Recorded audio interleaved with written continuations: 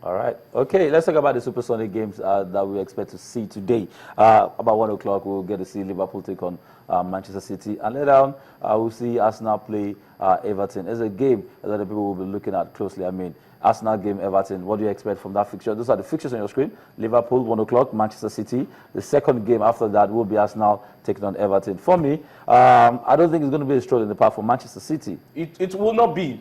As a matter of fact, Manchester City has won on ever since Sheikh Mansour took over the ownership of Manchester City.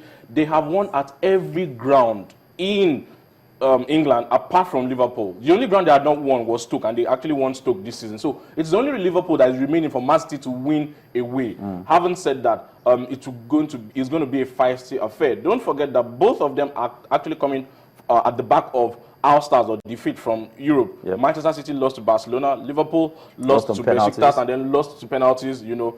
And you would expect that Manchester City have more time based on the fact that Liverpool played 120 minutes and then went on penalties. But as the tie stands, it appears that Liverpool haven't lost any game this 2015, are better prepared for this sort of games. It will be hard to see how Manchester City can actually break down Liverpool. But with actually coming into it, David Silva, Sergio Aguero still on form, you would expect that they will give the likes of Lovren, who blazed his penalty over, and Sako, if he gets to play, or Skrtel, a run for their money. Okay. But Liverpool also has talent in the Jordan Ibe, or Sterling, Sturridge, Balotelli. So it's a game you would want to see. Today is bumper. I can assure you that. Also, Arsenal will take on Everton. It's a game that should Arsenal win, will actually push them back to top 3. So definitely they want to go ahead and win this game. Everton struggling somewhere in the middle of the table. They really are. As a matter of fact, they're even very close to the fourth quartile of the league. Between 13, 14, and 15. That is not where you want to see Everton. At this same point last season, they were 17 points better. It means, you know, they're struggling this season, but they are beginning to get into form at the right time. Although they played 2 goals apiece with Leicester, you know, last time around. But they went to Europe, did accept justice, and qualified to the next round. Having said that, Everton have not won Arsenal at Arsenal since just before Wenger came. So they don't travel well to Arsenal. Yeah. But today it will be different. Naismith has scored in his last 2 fixtures against Arsenal. You'd expect that today he may get amongst the goals. But for Arsenal, they've been playing very well. Kazuya particularly, apart from the loss to Monaco, which was understandable. I was wondering when you said they've been playing. So that's why I called it Larry. Apart from the loss against Monaco, they've been playing very well in the league. I think they've lost just once this calendar year. Yeah. So you'd expect that it would be a cracker. Okay. All right, if you can take a look at the log, Chelsea are on top of that log with 60 points. They don't get to play today because there's a Capital One game final that will take place at Wembley between themselves and Tottenham FC. That's the log. Chelsea on top with 60 points. Manchester City are second with 55 points. Manchester United occupy third spot with 50 points. Closing in on Manchester City, if you want to say that. And we have Arsenal occupying the fourth spot with about 48 points. Should they win against Everton today, they will just leapfrog Manchester United and go to third spot. Bottom of the table, we have QPR, Burnley, Aston Villa, and Leicester City, as you see it on your screen. That's what it's going to look like, actually, for a while. I mean, pending in time, Chelsea will get to play the outstanding game. They will not get to play today because they're in the English Premier League, but they will be busy today taking on Tottenham FC at the finals of the Capital One Cup. Very true. The final of the Capital One Cup is today. One of Jose Mourinho or Mauricio Pochettino will actually get a trophy. This is the longest run Mourinho has ever gone without a trophy, and it stretches back to when he was in Real Madrid. 3 years without a trophy, that is not Mourinho's standard. He has every opportunity to change that today. They are firm favorites for this tournament, for this final, based on the fact that it is Chelsea. They come with a whole lot of pedigree. But where Tottenham may hurt them is because of the fact that a certain Matic is not playing. Now, I'll give you the statistics. When Matic has always played for Chelsea, 37 games, they have only lost once. 37 games, they've only lost once with Matic. 3 games without Matic, they lost twice. 3 games without Matic, they've lost twice. Now, this is where it gets interesting for Chelsea, from Chelsea's point of view. Matic has the most tackles in the EPL, most tackles won. Ramirez will not be able to do as much Fine, Ramirez has his own strengths in terms of industry and running and backtracking and all of that, and then contributing to attack, which Matic lacks. But Matic contributes more to the solidity of Chelsea, and that's where the likes of Harry Kane and Eriksen might seek to exploit, particularly in front of the back four. Having said that, Chelsea are firm favourites, but remember the last time they met, it was 5-3. Yep. I don't expect a high-scoring game the way it was the last time. Mourinho doesn't do those kind of mistakes twice.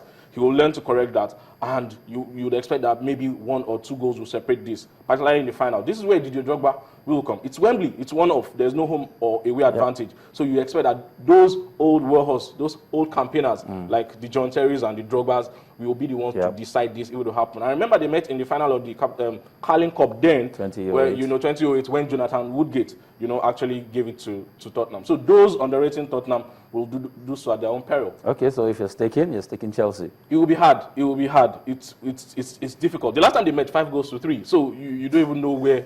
Okay, where so it turns. I understand you're keeping your money in your pocket. All right, quickly, let's talk about the Spanish La Liga. Like we did say, the Capital One Cup will take place later on tonight, the final. Chelsea taking on Tottenham. It's a game a lot of people want to see. Should Chelsea win that game, that will be their first laurel under Jose Mourinho's, on his return, the second coming of Jose Mourinho, that will be his first laurel. I'm sure he's looking forward to winning that particular trophy. I mean, just to douse the condition or whatever it is you want to call it. Having said that, let's talk about the Spanish La Liga. Games were played yesterday as well. Barcelona winning ways, closing gap with Real Madrid to just a point. They played 3-1, and it was interesting to see Luis Suarez having a hand in the 3 goals scored for Barcelona yesterday. It was brilliant. Suarez is beginning to get into gear gradually. Remember in midweek when they actually played Man City, he went back to haunt his old friends and scored 2 goals against Joe Hart. He had scored, against Joe Hart during the World Cup last summer, and right now he scored again 2 goals against Joe Hart. Coming back to yesterday's game against Granada away, he had a hand in all the goals. His movement was brilliant. He was seeking to create assists. It's particularly the last goal, the 3rd goal, where he created that assist for Messi. That was unselfish. If Suarez was still in Liverpool, I don't think he would have done that. But I think maybe the fact that he's in Barcelona now, I'm sure he would have done it. He would have passed in Liverpool to Sturridge. Suarez, after working for that ball, and then you are one-on-one with the goalkeeper, and then you give a Messi. Suarez, the old Suarez won't do that. But if he had missed that, he will be in soup. You have himself to blame. But he gave a lovely assist. And as it stands, he will contribute to the success of Barcelona this season. That's right. Messi is tiring out. Neymar has tired out. Suarez is now the one who is, lifting the ante, so to speak. So as the season runs out, you would expect that in the Champions League, in the Copa del Rey, and in the La Liga, Suarez has a whole lot to play. Do they have an abbreviation? I understand. BBC, Real Madrid has BBC, as in Bale, Benzema, and Cristiano. Should we coin one for them? I think we should try. MSN. Okay. All right. Games that were played yesterday, I'll give you the scorelines. Granada lost 1-3 to Barcelona. We saw Rayo Vallecano play 4-2 over Levante. Almeria played 0-0 with Deportivo La Corona. And Malaga played 3-2 with Getafe. Fixtures today, we'll see Real Madrid play. Should they go ahead and win today? The scorelines will come. The fixtures will come on our screen. Those are the scorelines of the games that were played yesterday. But today we will see Valencia take on Real Sociedad. Eibar will take on Atletico Bilbao. Sevilla will take on Atletico Madrid. While Real Madrid will play host to Villarreal. A potential difficult game for Real Madrid, I see. It is. The Yellow Submarines any day, anytime will always pose a threat. But you'd expect Real Madrid to actually surpass that. They are home, and they've been playing very, very well, particularly in Europe as well. So you would expect that they will do the job and increase the gap to 4 points as they were before yesterday's games. All right, that's our time we permit us to take. We have the German Bundesliga and Italia Serie A that we're going to leave you. We're going to leave you with the slides of the games that were played. Bayern Munich look like runaway leaders of the league in the German Bundesliga. Borussia Dortmund also coming back to that. They're currently in 9th spot. Those are the scorelines of the games that were played in the German Bundesliga. We saw Dortmund defeat Schalke 3-2. That's the scoreline that Schalke will still be kicking themselves in the back. That's our time permit us to take. I'll say thank you, Larry. Always a pleasure. Always a pleasure. I'll see Pochettino winning the trophy today, I think. Pochettino, what do you think? Afterthought. That was an afterthought. I already asked you. We'll go on a break. When we come back, Ken will be back in the studio to take you through the rest of the program. Join us again.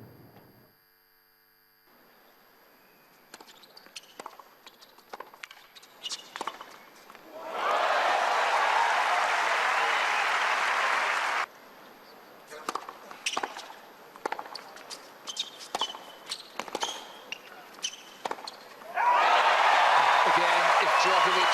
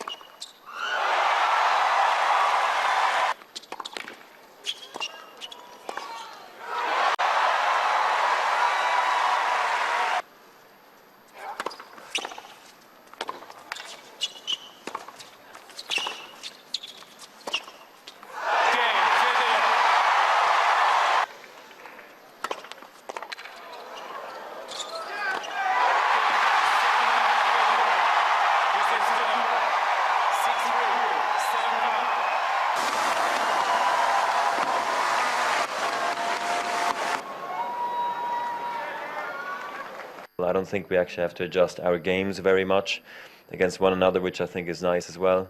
We can just play our game, and then the better man wins. I had something to prove after that, and I guess that's what got me back to winning ways here in Dubai. And then, ever since then, I fell in love with the tournament and the crowd and the city here. So, so it's the 7th is quite unbelievable when I hear people talking about that and announcing me that I'm the 7th-time or 6th-time winner here in Dubai. I'm happy with the result here, and moving into now Davis Cup and of course hardcourt season, Indian Wells, Miami. Which is gonna be tough, obviously, but I look forward to it. I actually do feel